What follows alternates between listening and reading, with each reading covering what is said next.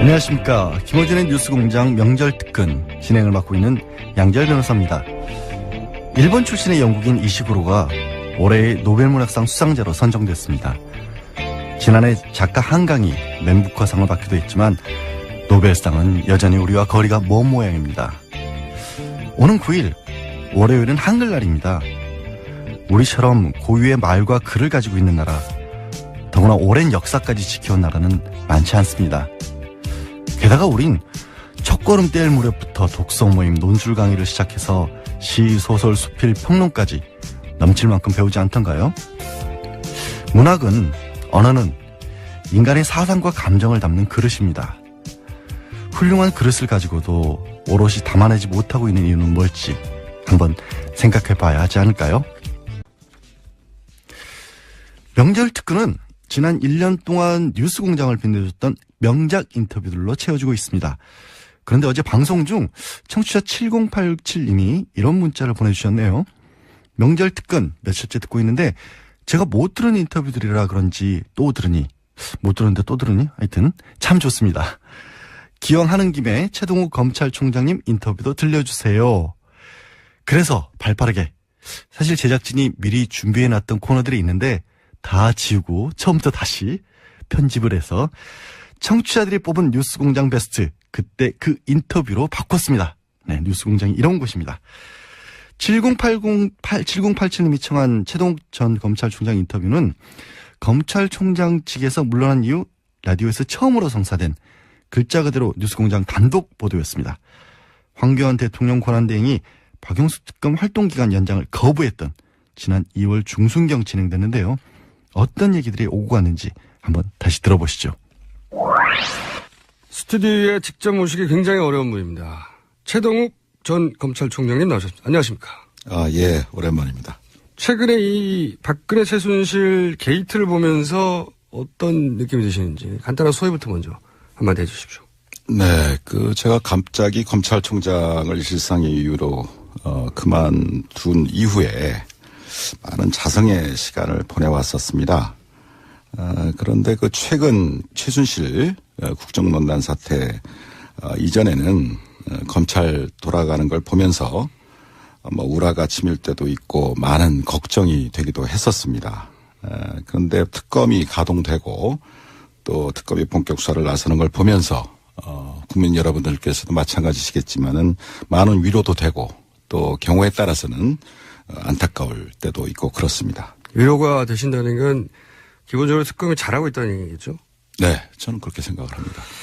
먼저 이제 특검 연장돼야 된다고 많이들 얘기하는데 검찰총장까지 해보신 분으로서 특검은 연장돼야 된다. 이유가 뭡니까? 여러 가지 이유가 있습니다만은 일단 현재까지 수사 진행 상황을 보면 제 생각에는 약 한 30%도 채 다 못한 거 아닌가. 30%도 안 돼요? 예, 그렇게 생각합니다.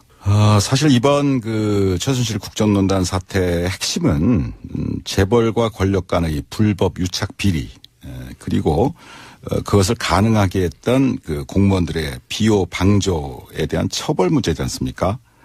그런데 재벌 권력과 재벌 유착과 관련해서는 잘 아시다시피 삼성 이재용 부회장 영장 기각으로 인해서 3주간 또 수사가 많이 딜레이 됐고 나아가서 삼성 이외에도 SK라든가 롯데라든가 CJ라든가 이런 여타 재벌들에 대해서도 많은 뇌물수 의혹이 제기되지 않았습니까? 진도가 딱 막혔어요. 이거 영장 기각되면서. 그런 부분에 대해서는 전혀 지금 수사를 진척할 수 있는 여유가 없었던 것 같고 그다음에 그 무엇보다도 이러한 국정농단을 가능하게 했던 비호 의혹과 관련해서 우병우 등 관련 공무원들에 대한 사건이 아직 시작도 안 했고 그거는 이제 시작 단계 아닌가 그렇기 때문에 결국 실질적으로 봐도 30% 이상은 진척됐다고 보기가 어렵다. 그렇군요. 너무 많은 의혹이 제기되어 있는 사건이기 때문에 적어도 유능한 검사 약 40명 정도는 투입을 해서 1년 정도는 1년? 지속적으로 수사를 해야 비로소 대부분의 실상이 제대로 밝혀질 것이라고 믿습니다. 이게 최고 전문가의 견해입니다. 수사가 아직 30%도 안 됐다. 그게 첫 번째 이유고. 그러면 두 번째 이유는 어떤 게 있습니까? 어차피 뭐 특검법이란 건 한시법이고 제한된 법정 기간 내에만 특검이 수사를 할 수 있는 것인데 지금 70일이 다 돼가고 그다음에 30일을 만약에 연장이 안 돼서 2월 말까지 이 특검 수사 활동이 종료가 된다면 예. 이 특검에 수사하고 있었던 이 모든 사건들은 다시 검찰의 손으로 넘어가게 됩니다. 네네. 그런데 이 사건을 먼저 수사했던 현재의 검찰은 예. 재벌과 권력 간의 뇌물수수 혐의에 대해서는 손도 대지 못했었고 직권남용했죠. 예, 직권남용죄로만 기소를 했죠. 예. 또 우병우 등 그 관련 공무원들의 비호 방조 의혹에 대해서는 제대로 수사도 하지 못한 채 특검한테 사건을 전부 이관하는 지금 그런 상황이 되지 않았습니까? 그 당시에 수사했던 그 검찰 지휘 라인이 어떠했는지 그 총수께서는 기억을 하십니까? 우선 법무부 장관이 황교안, 총장은 김진태, 중앙지검장이 김수남, 그리고 청와대에는 그 유명한 김기춘, 우병우 이 두 분이 있었죠. 네. 이 사건이 연장이 안 되면 당시 가이드라인을 따랐던 인사들의 손에 다시 사건이 들어간다. 이런 요지네요. 그렇습니다. 그것이 지금 이 특검 연장과 맞물려서 참 중요한 문제입니다. 금반언의 원칙입니다. 그래서 쉽게 말씀드리면 이 금반언의 원칙이라는 것은 네. 이미 표명한 예. 이미 밝힌 자기의 언행에 대해서 예. 모순되는 행위를 예. 스스로 할 수 없다. 뭐 그런 원칙을 말합니다. 자기 한 말을 뒤집을 수 없을 거다. 이런 거네요. 뇌물수수 얘기했다가 뭐 딴 걸 바꾼다든가 또는 뭐 직권남용했다가 딴 걸 바꾼다든가 이게 안 된다 이런. 그렇죠. 그다음에 또 한 가지는 그 우리 헌법상에 자기 부죄 금지의 원칙이라는 것이 있습니다. 그러니까 말하자면 스스로 죄를 부담할 수는 없다. 그래서 여러분들이 아시다시피 묵비권. 자기 죄에 대해서 진술을 거부할 수 있는 거예요. 거부할 수 있는 권리를 준다. 이게 그 원칙. 그게 이제 헌법상의 원칙입니다. 자기 부재 금지 원칙이요? 네네. 자기 자신이나 또는 자기 자신이 속한 조직, 기관에 대해서 스스로 수사해서 처벌한다는 것은 현실적으로 기대하기가 참 곤란합니다. 그러니까 결국은 자기의 상사, 동료, 후배를 스스로 수사하게 되는 그러한 참 어려운 그런 상황이 예상이 되는 것이죠. 이번에도 특검법을 도입해서 특검이 수사를 하게 된 것도 바로 그런 이유입니다. 네. 이해했습니다. 그럼 만약에 특검이 연장이 안 될 가능성이 점점 농후해지고 있는데 만약에 정말로 특검 연장이 안 되고 지금 우려하신 대로 넘어갔어요. 그럼 구체적으로 무슨 일이 벌어집니까? 수사를 하다 보면 가장 중요한 것은 수사 기밀의 유지입니다. 그렇겠죠. 수사 기밀의 유지고 또 수사 기밀이 유출이 되면 그 수사와 관련된 이해 관련자들이 여러 가지 측면으로 작용을 하게 됩니다. 증거를 조작하거나 인멸하거나 뭐 대답을 준비하거나 또 압력을 넣는다거나 뭐 여러 가지 문제가 있기 때문에 그 부분이 굉장히 중요한 것인데 특검법은 이제 그걸 보장하고 있는 거죠. 독립성을. 그런데 특검 이전의 검찰로 다시 돌아가게 되면 그때그때의 수사 상황이 비호 방조 의혹을 받고 있는 황교안 대행이나 또 김수남 총장에게 보고되겠죠. 당연히.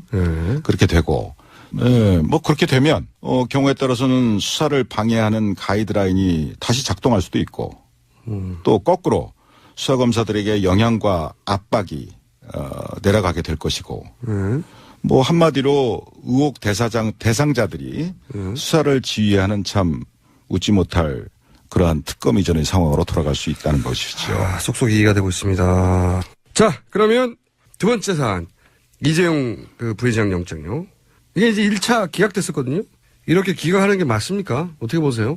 권력과 재벌이 유착된 이런 대형 사건들의 경우에는 통상적으로 장기간에 걸친 치밀한 계획 아래 합법의 가면을 쓰고서 공조직 등의 다양한 채널을 동원해서 입체적으로 이루어지게 됩니다. 또 더 나아가서 사후에 문제가 생겼을 경우에도 그 과정에서 벌어진 개별적인 행위들은 전부 합법적이고 공적이고 하는 그런 탈을 쓰게 됩니다. 그러면서 그 개별적인 하나하나의 행위들에 대해서는 합법적이었다, 공적이었다라고 그런 식으로 그 시스템을 만들어 놓는다 이겁니다. 미리. 그렇기 때문에 그런 사건을 일상적으로 우리 주변에서 일어나는 소소한 어떤 그런 단순 뇌물 사건의 관점에서 바라다 보게 되면 그 실체에 부합되는 제대로 된 법적 평가나 처벌이 결코 가능하지 않습니다. 불가능합니다. 그러니까 이런 재벌 사건 같은 경우에는 개별 행위는 이미 공무원들이 동원되거나 뭐 하면서 합법적인 틀을 쓰고 있기 때문에 개별 따지면 소용이 없고 전체적으로 볼 때 뭐 지난 2, 3년간 진행된 전체적인 과정을 볼 때 포괄적으로 이것은 뇌물수수로 봐야 하고 그래야 밝혀지는 거기 때문에 대법원도 이미 그렇게 정리해 둔 거라는 거죠. 마침 또 에버랜드 수사를 하신 적이 있잖아요. 에버랜드 사건과 지금 이번 삼성 사건과는 같은 거 아닙니까? 본질적인 차이가 있습니다. 두 사건에는. 아, 그래요? 네. 어떻게 있습니까? 물론 삼성그룹의 지배권을 승계시키거나 강화한다는 측면, 또 그로 인해서 경제적인 이득을 봤다는 면, 뭐 그런 것은 공통점이 있습니다. 그렇죠. 그래서 같아 보이는데. 네. 그러나 에버랜드 사건의 경우는 우선 삼성 계열사, 그러니까 삼성그룹 내부죠. 삼성 계열사와 그 투자자들만 손해를 본 사건입니다. 아, 그렇죠. 일반 국민이 아니고. 그렇죠. 삼성 계열사와 그 투자자들, 예. 즉 에버랜드의 주주들입니다, 이 사람들이. 예. 그러니까 삼성 계열사가. 예. 그럼 삼성 계열사가 손해를 보면서 본 사건인데 삼성 계열사가 손해를 보니까 삼성 계열사에 투자한 투자자들도 손해를 보게 된다는 거죠. 그렇죠. 그런 의미에서 삼성 계열사와 그 투자자들만 손해를 봤죠. 범위가 그 정도인데 손해 네. 범위가. 근데 이번 사건의 경우를 보면 2,100만 명, 말이 그렇지 이게 천문학적인 인원 아닙니까? 국민의 반인데 2,100만 명이 넘는 국민연금 가입자 전체가 잠재적인 손해자가 됐단 말입니다. 손해를 봤단 말입니다. 맞죠. 예. 그다음에 그 수법을 보더라도 단순히 그 삼성그룹 내부의 문제로 해치운 게 아니라 뇌물 공여까지 해가면서 국가기관을 총동원했다 이겁니다. 아. 그게 본질적인 차이가 있어요. 예리한 분석입니다, 이거. 그러니까 손해의 범위 또 수법 면에서 두 사건은 굉장한 차이가 있다. 즉 한마디로 손해의 범위는 굉장히 국민 대다수로 광범위해졌고 또 수법 또한 매우 대담해졌다 이겁니다. 그래서 제가 이전에 에버랜드 사건을 수사했던 경험과 이번에 언론 보도를 통해서 쭉 느껴지는 것은 재벌들을 처벌해야 할 때 제대로 처벌하지 않으면 시간이 갈수록 그 폐해는 그 손해는 더욱 커지고 그 수법 또한 아주 악질적으로 진화한다 이러는 겁니다. 방법이 굉장히 진화한다 이거예요. 법보다도 더 앞서갑니다. 그렇죠. 더 대담해지고 더 악질적으로 변했어요. 그런데 이번에도 틀림없이 얘기 나올 텐데 이 재벌 총수 구속하면은 국가 경제 악영향이 있다 이러면서 이제 구속하지 말라고 그러잖아요. 이 부분은 직접 재벌 총수를 구속시켜본 경험이 있는 분으로서 어떻게 생각하십니까? 정몽구, 최태원, 김순년 등 그 재벌 총수가 구속된 이후에 뭐 현대자동차든 SK든 한화그룹이든 기업 가치가 하락하거나 대외 신인도가 추락해서 국가 경제가 더 어려워졌었습니까? 그렇다고 아니죠. 생각하세요? 이거는 실제 사례를 들어서 반박하면 되는군요.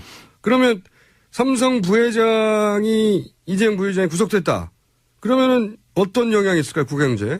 결과적으로는 오히려 해당 기업의 투명성이나 신뢰도를 높이는데 기여했다고 보는 쪽이 일반적인 시각이라고 생각합니다. 좀 더 구체적으로 말씀해 주세요. 그 이재용 부회장 혼자만의 생각으로 지금 이번 일이 벌어졌겠습니까? 그럴 리가 없죠. 그럴 리가 없죠.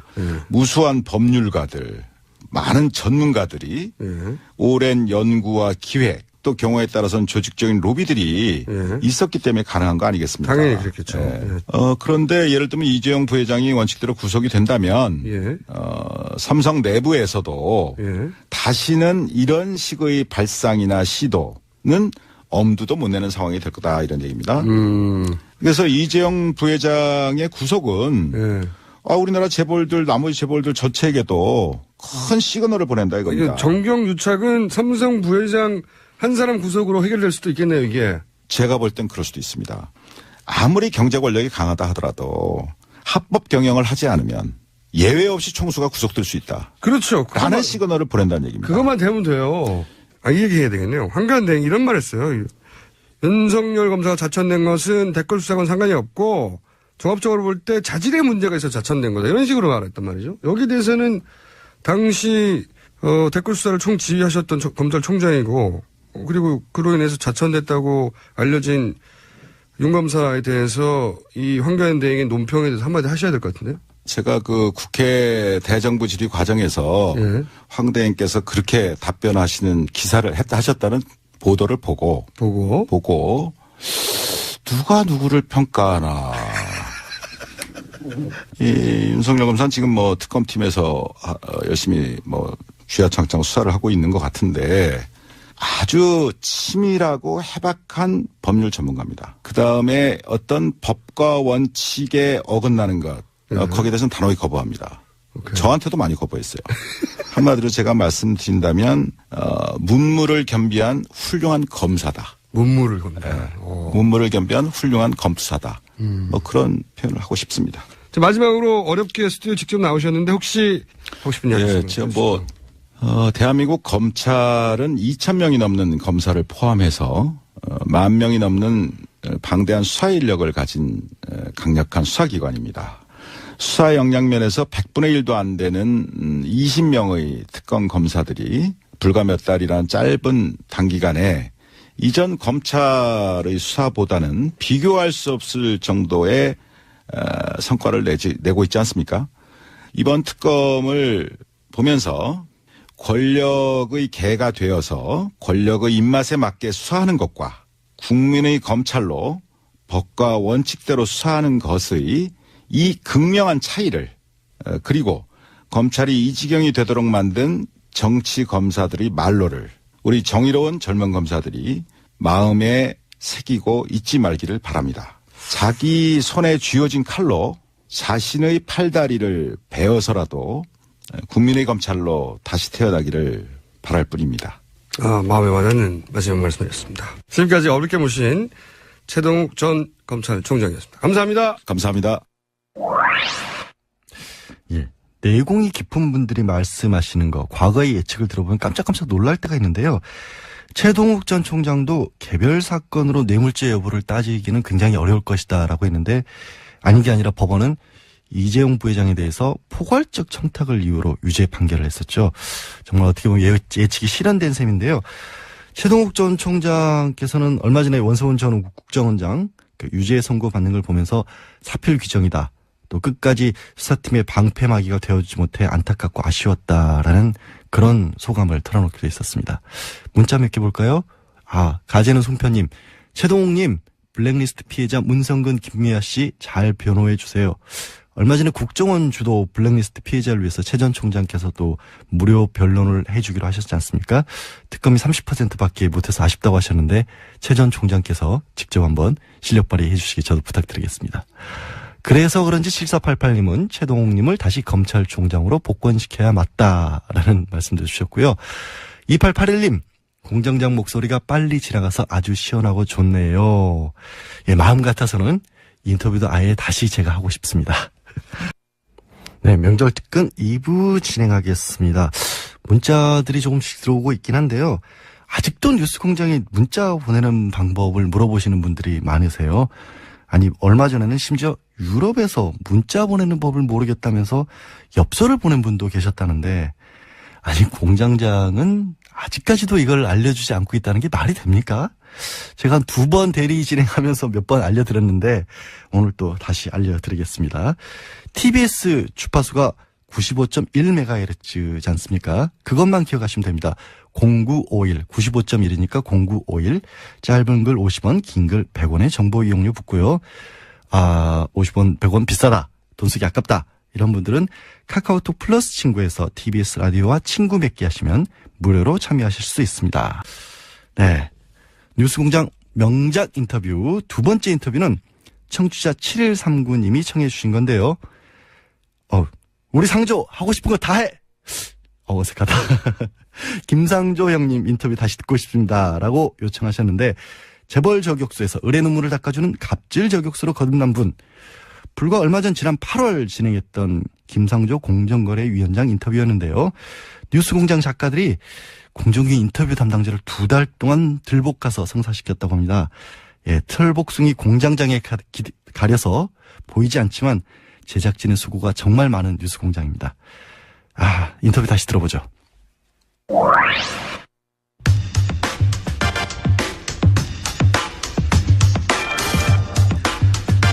우리 사회 을들이 비명을 지르는 건 공정위가 일을 제대로 안 해서다. 네. 김상조 공정거래위원장 스튜디오에 직접 나오셨습니다. 안녕하십니까? 네, 안녕하십니까? 네, 이렇게 높으신 분께서 직접.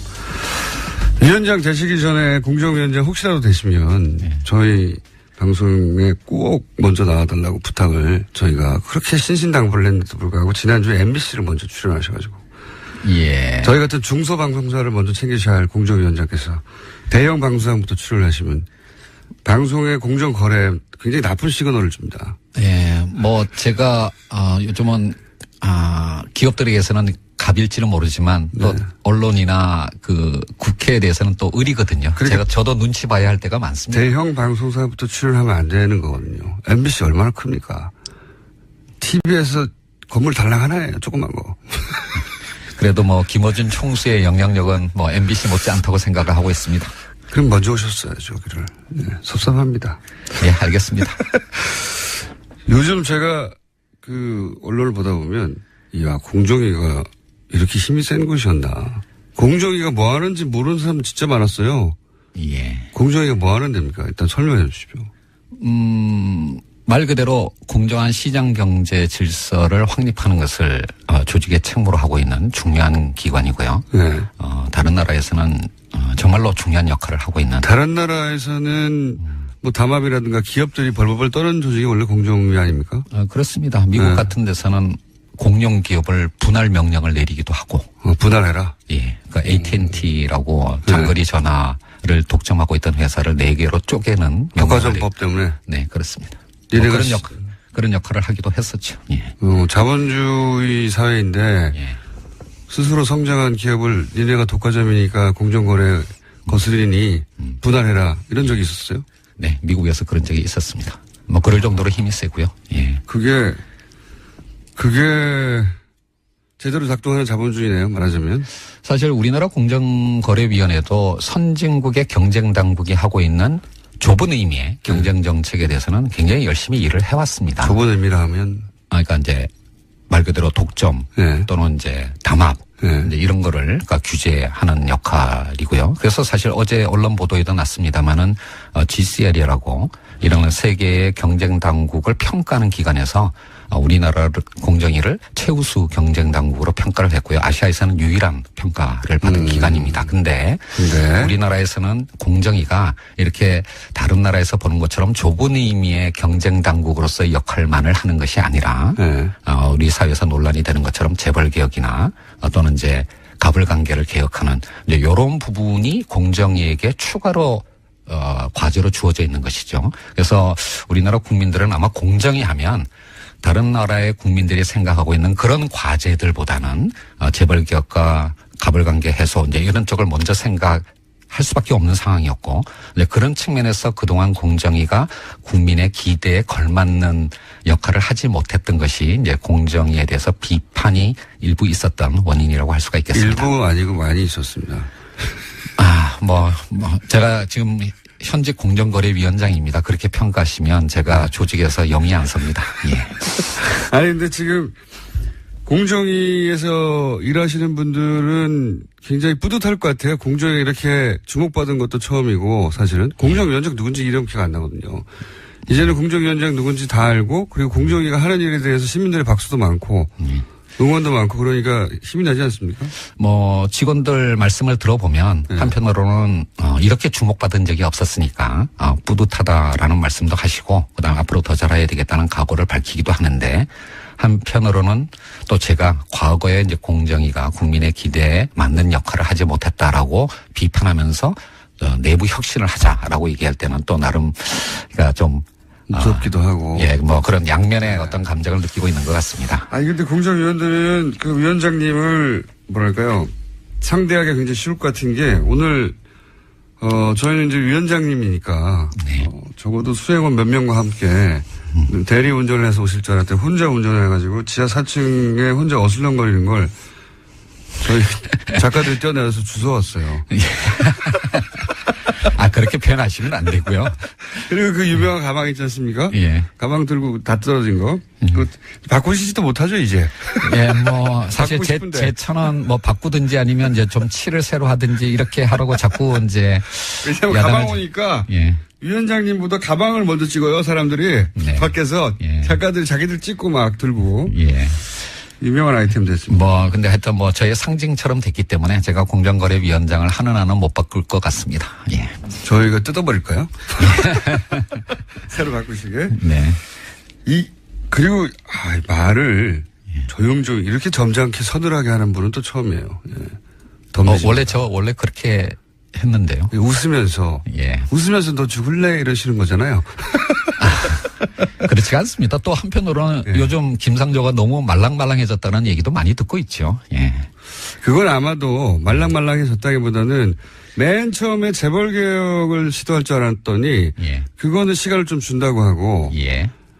프랜차이즈부터 시작하셨잖아요, 사실상. 예. 그래서 이건 역시 재벌은 어려운 건가? 말랑말랑한 건가 생각하시는 것 같은데 그 이유를 좀 설명해 주세요. 왜 프랜차이즈부터 첫 번째 공정의 프로젝트가 된 건지. 그 사실은 굉장히 어려운 문제고 네. 개혁의 전략과도 관련된 것인데요. 크게 보면 두 가지 접근 방법이 있을 수가 있습니다. 뭐 옛날에 사회주의 국가의 체제 전환 경험을 비춰본다면 네. 러시아처럼 빅뱅 전략으로 가장 핵심적인 과제부터 먼저 하는 전략이 있을 예를 수가 들어 있는 거고. 삼성을 쾅 때린다든가. 예, 뭐 그렇게 접근할 수도 있는 대표적으로, 거고 또 네. 하나는 이제 중국의 만만디 전략처럼 네. 주변에서 이렇게 성과를 만들어가는 그런 전략이 있을 수가 있는데 아마 빅뱅 전략을 취한다면 재벌 개혁을 가장 먼저 해야 되겠죠. 예. 그렇지만 이제 지금의 우리나라의 국회의 어떤 구조라든지 또는 이제 국민들의 어쩌면 두 개의 국가로 쪼개져 있는 이런 상황들을 생각을 한다면 재벌 개혁을 중심으로 하는 빅뱅 전략은 굉장히 큰 논란을 일으키고 그 우리 입법도 사회를 필요하죠. 예, 관련 그렇습니다. 입법도. 그리고 네. 사실은 재벌 개혁의 대부분의 어떤 수단은 입법을 통한 것인데 그렇죠. 뭐 지금 국회를 통과할 법률이 과연 몇 개나 되겠느냐라고 하는 현실적인 판단도 있을 수가 있는 거고요. 그래서 이제 저 개인적으로는 모든 국민들이 찬성할 수 있는 공감할 수 있는 그런 개혁과제, 즉 우리 사회의 을의 눈물을 닦아준다라고 하는 그런 일상생활에서의 어떤 불공정 문제를 먼저 접근함으로써 개혁의 성과를 만들어내고 이것이 후퇴하지 않을 전진을 만들어내는 길이다라고 하는 공감을 만들어내는 전략으로 가는 것이 보다 현명할 수 있다라고 생각을 합니다. 그런 의미에서 본다면 제가 좀 더 신중한 전략을 택한 것이지 개혁의 의지가 후퇴한 것은 아니라고 말씀드릴 수가 그러니까 있겠습니다.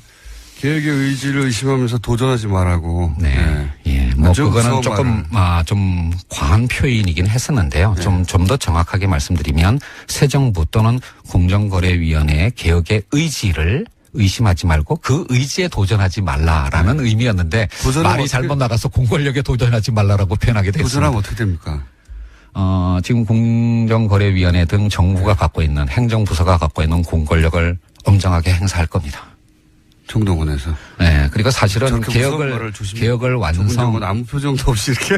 개혁을 완성하기 위해서는 새로운 법과 제도를 만들어야 되지만 네. 현행 법률의 엄정한 집행만으로도 할 수 있는 것들이 굉장히 많습니다. 그 점을 잊지 마시기 바랍니다. 아니, 이게 이렇게 점잖게 서늘하게 까불면 죽는다는 말을 하시는 분 처음 봤어요. 도전하지 마라. 아닙니까? 도전하지 마라. 그 청문회. 예, 청문회를 처음 당해보신 거잖아요. 당연히 그렇습니다. 예. 네. 부적격 후보였어요. 기억하시는지 모르겠는데. 네네. 예. 청문 보고서 채택을 거부했습니다. 이 사람 절대 안 된다고. 네. 절대 안 되는 분으로 지목당하신 거죠, 그때. 예. 뭐 몇몇 장관 후보자들이 비슷한 상황에 있었고요. 아마 제가 사실은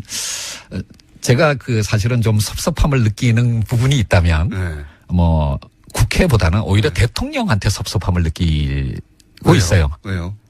제가 아주 좋은 기사 나옵니다, 이거. 경제부총리보다도 먼저 지명이 됐습니다. 그게 왜 섭섭하십니까? 먼저 매를 맞았다. 대표주자로. 그렇죠. 이제 그러니까 이제 제가 국무총리 다음에 지명된 네. 장관 후보자였습니다. 이런 거죠. 김상조 정도면 청문회 가서 맞을 게 없다. 대표 주자로 가서 대표로 매를 맞대.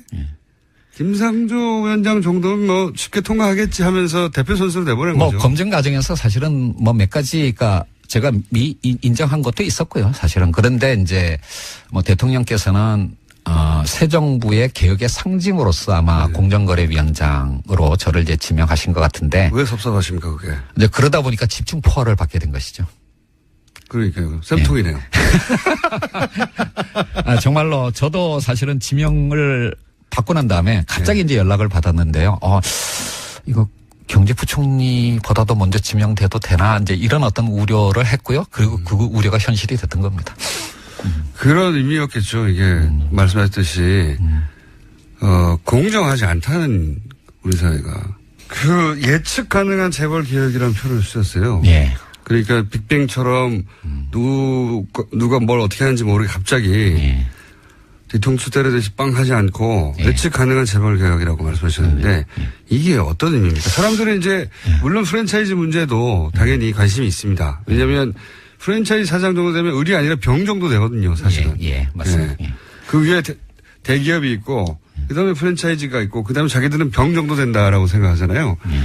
그래서 을병 관계 정도를 지금 정리하시고 있는 거잖아요. 말하자면. 그렇죠. 이제 갑에 해당하는 재벌 개혁에 대해서 제가 일반 국민들이 저에 대해서 갖고 있는 상식과는 다른 어떤 말을 하고 행보를 보이고 있는 이유가 있습니다. 그래서 말랑말랑하다고 지금. 예. 그렇죠. 사실은 한 10년 전부터, 그러니까 2008년 크라이시스가 터질 때부터 사실은 글로도 이제 여러 차례 표현을 했는 거예요. 위기요? 위기. 네. 죄송합니다. 2008년 글로벌 금융위기 이후부터 제가 글로도 많이 썼던 건데요. 흔히 우리나라의 재벌하면 30개 그룹을 얘기를 합니다. 하지만 그 재벌 내에서도 양극화가 진행이 되었고요. 사실 재벌 내에서도 양극화가 있어요? 예, 30대 재벌 자산의 절반을 4대 그룹이 차지합니다. 상위에. 그러니까 30개 그룹이 아니라 사실은 4개 그룹이라고 표현하는 게 맞습니다. 그리고 그 최상위 4개 그룹을 빼고 나머지 중견 하위 그룹의 경우에는 개혁보다는 구조조정이 우선 과제입니다. 그러니까 과거에 한국 경제가 성장해왔던 그 모델이 그 방식이 이제 유효성을 가지지 않으면서 상당수의 그룹들이 잠재 내지는 현실적인 부실 상황을 보이고 있고요. 이런 4대 그룹 이후 4대 그룹에 안 들어가는 우리가 흔히 재벌이라고 부르는 것들은 상황이 그렇게 좋지는 않나 보네요. 예, 굉장히 좋지 않습니다. 그 4대 그룹 이하만 따진다면 3개 중에 하나는 시리어스한 진지한 구조조정. 예, 죄송합니다.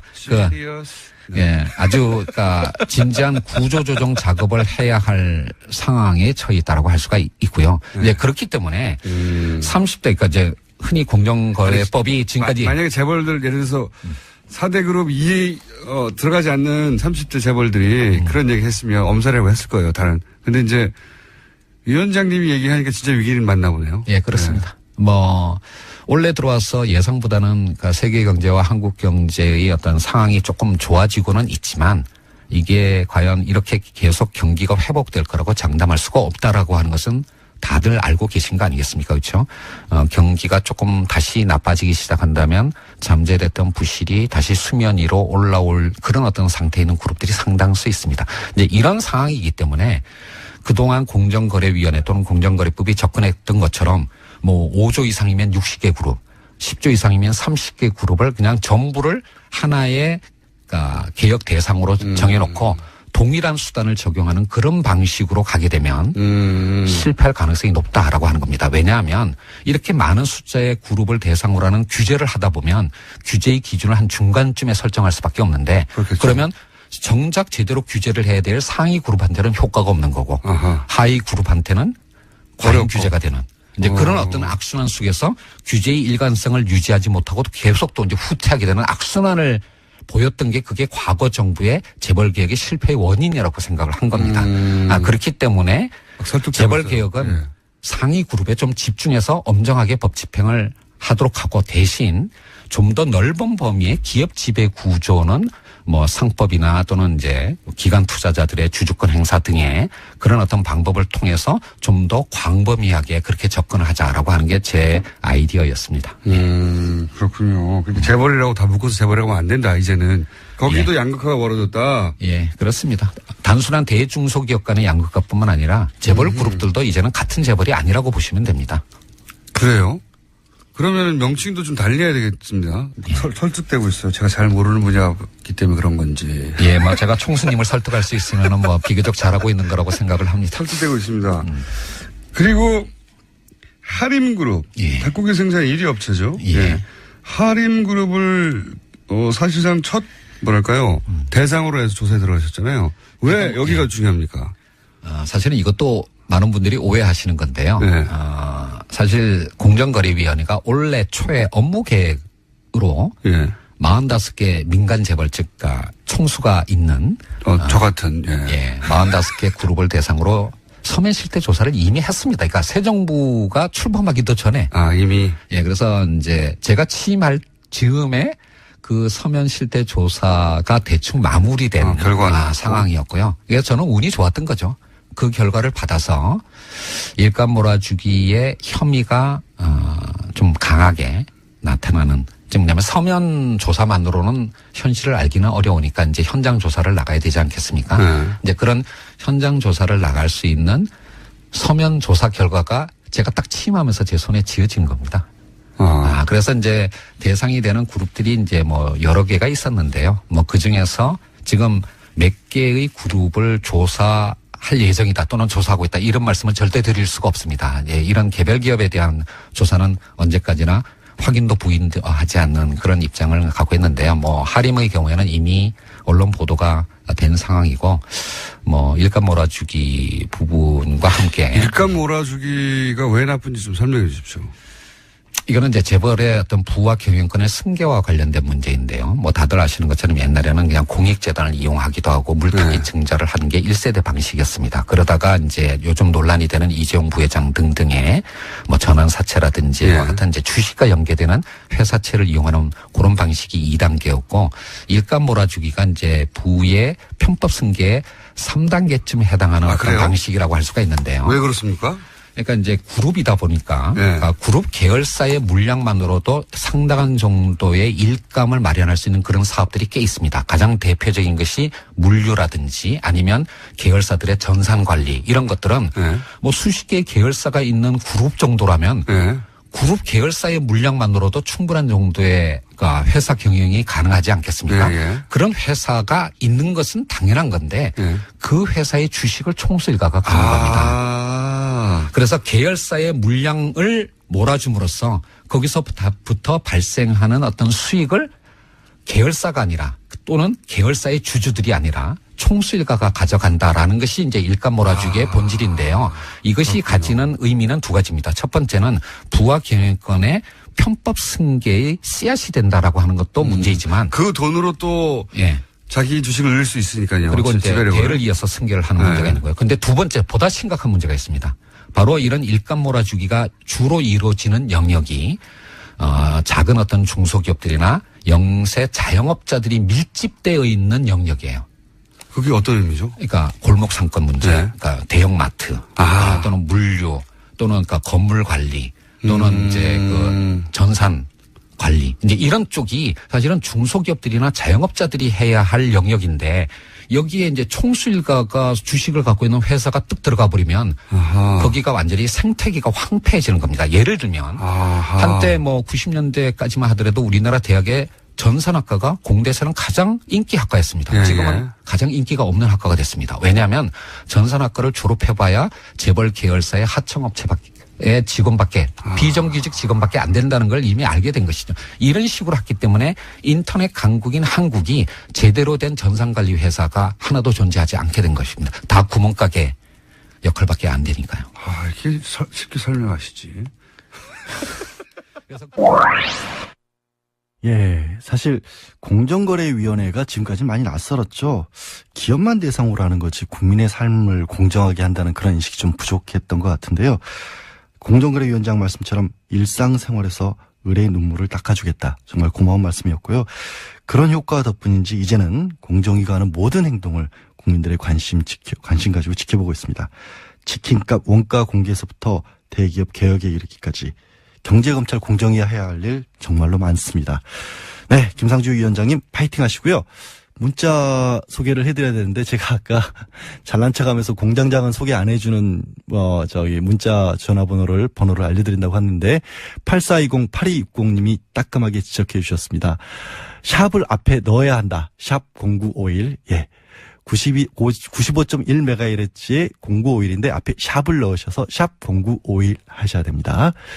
유연영님, 방송 듣다 가끔 답답할 때도 있었는데 드디어 문자를 남길 수 있게 되었네요. 네. 3954님, 김상조 공정거래위원장님, 겸허한 공직자로의 자세 많이 배우고 알게 돼서 좋은 시간이었습니다. 예, 김보라님 연말에 귀국하는 애청자시라는데요. 얼마 전 1주년 기념 공개방송 못 가서 아쉬웠는데 연말에 연말 특집 한번 꼭 해주세요. 어차피 김어준 공장장이 하는 거니까 부담 가지 마시고 일단 나 몰라라 한다고 질러주면 뭐 김어준 공장장 별 수 있겠습니까? 네, 연말에 공개방송 하겠습니다. 네, 저는 모릅니다.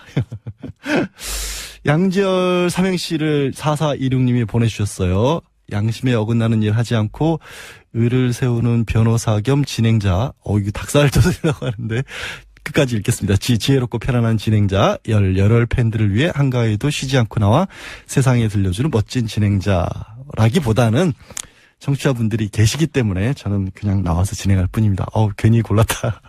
너무 감사드리고요. 잠시 전하는 말씀 들으시고요. 저는 3부에 돌아오겠습니다. 연장이 안 될 가능성이 점점 농후해지고 있는데 만약에 정말로 특검 연장이 안 되고 지금 우려하신 대로 넘어갔어요. 그럼 구체적으로 무슨 일이 벌어집니까? 수사를 하다 보면 가장 중요한 것은 수사 기밀의 유지입니다. 그렇겠죠. 수사 기밀의 유지고 또 수사 기밀이 유출이 되면 그 수사와 관련된 이해 관련자들이 여러 가지 측면으로 작용을 하게 됩니다. 증거를 수사하거나 인멸하거나 대답을 준비하거나 또 압력을 넣는다거나 뭐 여러 가지 문제가 있기 때문에 그 부분이 굉장히 중요한 것인데 특검법은 이제 그걸 보장하고 있는 거죠. 독립성을. 그런데 특검 이전의 검찰로 다시 돌아가게 되면 그때그때의 수사 상황이 비호 방조 의혹을 받고 있는 황교안 대행이나 또 김수남 총장에게 보고되겠죠. 당연히. 그렇게 되고 뭐 그렇게 되면 경우에 따라서는 수사를 방해하는 가이드라인이 다시 작동할 수도 있고 또 거꾸로 수사검사들에게 영향과 압박이 내려가게 될 것이고 뭐 한마디로 의혹 대상자들이 수사를 지휘하는 참 웃지 못할 그러한 특검 이전의 상황으로 돌아갈 수 있다는 것이죠. 쏙쏙 이해가 되고 있습니다. 자, 그러면 두 번째 사안 이재용 그 부회장 영장요. 이게 이제 1차 기각됐었거든요. 이렇게 기각하는 게 맞습니까? 어떻게 보세요? 권력과 재벌이 유착된 이런 대형 사건들의 경우에는 통상적으로 장기간에 걸친 치밀한 계획 아래 합법의 가면을 쓰고서 공조직 등의 다양한 채널을 동원해서 입체적으로 이루어지게 됩니다. 또 더 나아가서 사후에 문제가 생겼을 경우에도 그 과정에서 벌어진 개별적인 행위들은 전부 합법적이고 공적이고 하는 그런 탈을 쓰게 됩니다.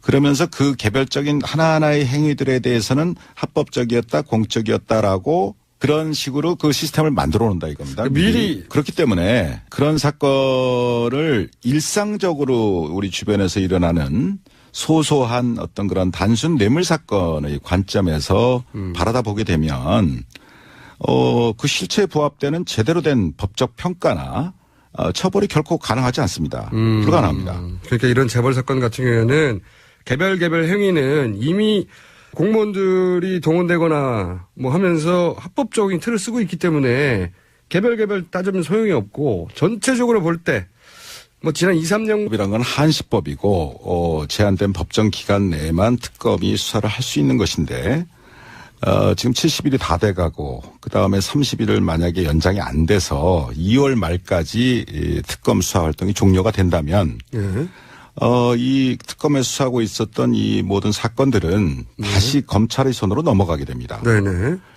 그런데 이 사건을 먼저 수사했던 현재의 검찰은 예. 재벌과 권력 간의 뇌물수수 혐의에 대해서는 손도 대지 못했었고 직권남용했죠. 예, 직권남용죄로만 기소를 했죠. 예. 또 우병우 등 그 관련 공무원들의 비호 방조 의혹에 대해서는 제대로 수사도 하지 못한 채 특검한테 사건을 전부 이관하는 지금 그런 상황이 되지 않았습니까? 그 당시에 수사했던 그 검찰 지휘 라인이 어떠했는지 그 총수께서는 기억을 하십니까? 우선 법무부 장관이 황교안, 총장은 김진태, 중앙지검장이 김수남, 그리고 청와대에는 그 유명한 김기춘, 우병우 이 두 분이 있었죠. 네. 이 사건이 연장이 안 되면 당시 가이드라인을 따랐던 인사들의 손에 다시 사건이 들어간다. 이런 요지네요. 그렇습니다. 그것이 지금 이 특검 연장과 맞물려서 참 중요한 문제입니다. 금반언의 원칙입니다. 그래서 쉽게 말씀드리면 이 금반언의 원칙이라는 것은 네. 이미 표명한 예. 이미 밝힌 자기의 언행에 대해서 예. 모순되는 행위를 예. 스스로 할 수 없다. 그런 원칙을 말합니다. 자기 한 말을 뒤집을 수 없을 거다. 이런 거네요. 뇌물수수 얘기했다가 딴 걸 바꾼다든가 또는 직권남용했다가 딴 걸 바꾼다든가 이게 안 된다 이런. 그렇죠. 그 다음에 또 한 가지는 우리 헌법상에 자기 부죄 금지의 원칙이라는 것이 있습니다. 그러니까 말하자면 스스로 죄를 부담할 수는 없다. 그래서 여러분들이 아시다시피 묵비권. 자기 죄에 대해서 진술을 거부할 수 있는 거예요. 거부할 수 있는 권리를 준다. 이게 그 원칙. 이게 이제 헌법상의 원칙입니다. 자기 부재 금지 원칙이요? 네네. 자기 자신이나 또는 자기 자신이 속한 조직, 기관에 대해서 스스로 수사해서 처벌한다는 것은 현실적으로 기대하기가 참 곤란합니다. 그러니까 결국은 자기의 상사, 동료, 후배를 스스로 수사하게 되는 그러한 참 어려운 그런 상황이 예상이 되는 것이죠. 이번에도 특검법을 도입해서 특검이 수사를 하게 된 것도 바로 그런 이유입니다. 네. 이해했습니다. 그럼 만약에 특검이 보내왔었습니다. 그런데 그 최근 최순실 국정농단 사태 이전에는 검찰 돌아가는 걸 보면서 우라가 치밀 때도 있고 많은 걱정이 되기도 했었습니다. 그런데 특검이 가동되고 또 특검이 본격 수사를 나서는 걸 보면서 국민 여러분들께서도 마찬가지시겠지만은 많은 위로도 되고 또 경우에 따라서는 안타까울 때도 있고 그렇습니다. 위로가 되신다는 건 기본적으로 특검이 잘하고 있다는 얘기겠죠? 네, 저는 그렇게 생각을 합니다. 먼저 이제 특검 연장돼야 된다고 많이들 얘기하는데 검찰총장까지 해보신 분으로서 특검은 연장돼야 된다. 이유가 뭡니까? 여러 가지 이유가 있습니다만은 일단 현재까지 수사 진행 상황을 보면 제 생각에는 약 한 30%도 채 다 못한 거 아닌가. 30%도 안 돼요? 네, 그렇게 생각합니다. 사실 이번 그 최순실 국정농단 사태의 핵심은 재벌과 권력 간의 불법 유착 비리 그리고 그것을 가능하게 했던 그 공무원들의 비호 방조에 대한 처벌 문제지 않습니까? 그런데 그 재벌 권력과 재벌 유착과 관련해서는 잘 아시다시피 삼성 이재용 부회장 영장 기각으로 인해서 3주간 또 수사가 많이 딜레이 됐고 나아가서 삼성 이외에도 SK라든가 롯데라든가 CJ라든가 이런 여타 재벌들에 대해서도 많은 뇌물수수 의혹이 제기되지 않았습니까? 진도가 딱 막혔어요. 네. 영장 기각되면서. 그런 부분에 대해서는 전혀 지금 수사를 진척할 수 있는 여유가 없었던 것 같고 그다음에 그 무엇보다도 이러한 국정농단을 가능하게 했던 그 비호 의혹과 관련해서 예. 우병우 등 그 관련 공무원들에 대한 사건이 아직 시작도 안 했고 그거는 이제 시작 단계 아닌가 그렇기 때문에 결국 실질적으로 봐도 30% 이상은 진척됐다고 보기가 어렵다. 그렇군요. 너무 많은 그 의혹이 제기되어 있는 사건이기 때문에 적어도 유능한 검사 약 40명 정도는 투입을 해서 1년 정도는 1년? 지속적으로 수사를 해야 비로소 대부분의 실상이 제대로 밝혀질 것이라고 믿습니다. 이게 최고 전문가의 견해입니다. 수사가 아직 30%도 안 됐다. 그게 첫 번째 이유고. 그러면 두 번째 이유는 어떤 게 있습니까? 어차피 특검법 간 진행된 전체적인 과정을 볼 때 포괄적으로 이것은 뇌물수수로 봐야 하고 그래야 밝혀지는 거기 때문에 대법원도 이미 그렇게 정리해 둔 거라는 거죠. 마침 또 에버랜드 수사를 하신 적이 있잖아요. 에버랜드 사건과 지금 이번 삼성 사건과는 같은 거 아닙니까? 본질적인 차이가 있습니다. 두 사건에는. 아, 그래요? 네. 어떻게 있습니까? 물론 삼성그룹의 지배권을 승계시키거나 강화한다는 측면, 또 그로 인해서 경제적인 이득을 봤다는 면, 뭐 그런 것은 공통점이 있습니다. 그렇죠. 그래서 같아 보이는데. 네. 그러나 에버랜드 사건의 경우는 우선 삼성 계열사, 그러니까 삼성그룹 내부죠. 삼성 계열사와 그 투자자들만 손해를 본 사건입니다. 아, 그렇죠. 일반 국민이 아니고. 그렇죠. 삼성 계열사와 그 투자자들, 예. 즉 에버랜드의 주주들입니다, 이 사람들이. 예. 그러니까 삼성 계열사가. 예. 그럼 삼성 계열사가 손해를 보면서 본 사건인데 삼성 계열사가 손해를 보니까 삼성 계열사에 투자한 투자자들도 손해를 보게 된다는 거죠. 그렇죠. 그런 의미에서 삼성 계열사와 그 투자자들만 손해를 봤죠. 범위가 그 정도인데 손해 네. 범위가. 근데 이번 사건의 경우를 보면 2,100만 명, 말이 그렇지 이게 천문학적인 인원 아닙니까? 국민의 반인데 2,100만 명이 넘는 국민연금 가입자 전체가 잠재적인 손해자가 됐단 말입니다. 손해를 봤단 말입니다. 맞죠. 예. 그다음에 그 수법을 보더라도 단순히 그 삼성그룹 내부의 문제로 해치운 게 아니라 뇌물 공여까지 해가면서 국가기관을 총동원했다 이겁니다. 아. 그게 본질적인 차이가 있어요. 예리한 분석입니다, 이거. 그러니까 손해의 범위 또 수법 면에서 두 사건은 굉장한 차이가 있다. 즉 한마디로 손해의 범위는 굉장히 국민 대다수로 광범위해졌고 또 수법 또한 매우 대담해졌다 이겁니다. 그래서 제가 이전에 에버랜드 사건을 수사했던 경험과 이번에 언론 보도를 통해서 쭉 느껴지는 것은 재벌들을 처벌해야 할 때 제대로 처벌하지 않으면 시간이 갈수록 그 폐해는 그 손해는 더욱 커지고 그 수법 또한 아주 악질적으로 진행한다 이러는 겁니다. 방법이 굉장히 진화한다 이거예요. 법보다도 더 앞서갑니다. 그렇죠.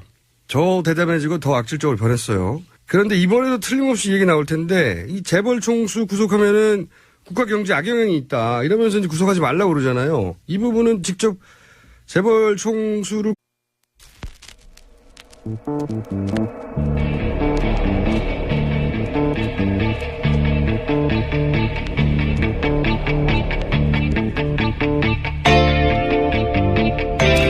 안녕하십니까. 김어준의 뉴스공장 명절특근 진행을 맡고 있는 양절 변호사입니다.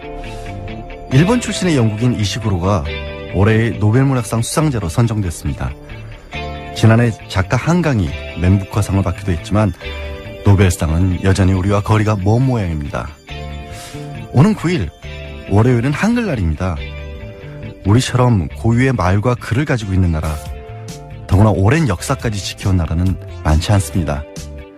게다가 우린 첫걸음 뗄 무렵부터 독서 모임, 논술 강의를 시작해서 시, 소설, 수필, 평론까지 넘칠 만큼 배우지 않던가요? 문학은, 언어는 인간의 사상과 감정을 담는 그릇입니다.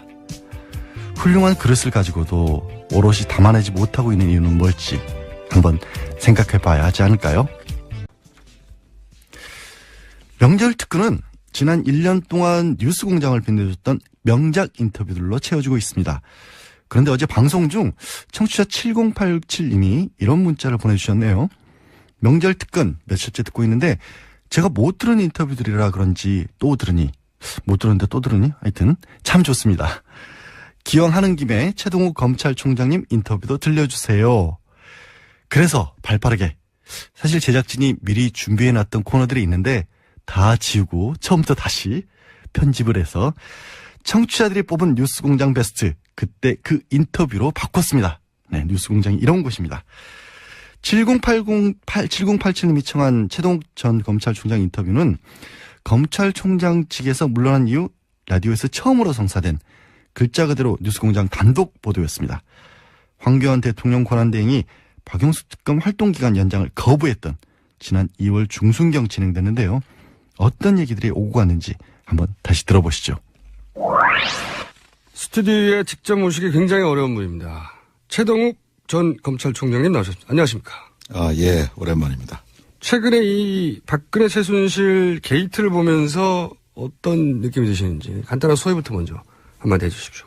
네, 제가 갑자기 검찰총장을 일상의 이유로 그만둔 이후에 많은 자성의 시간을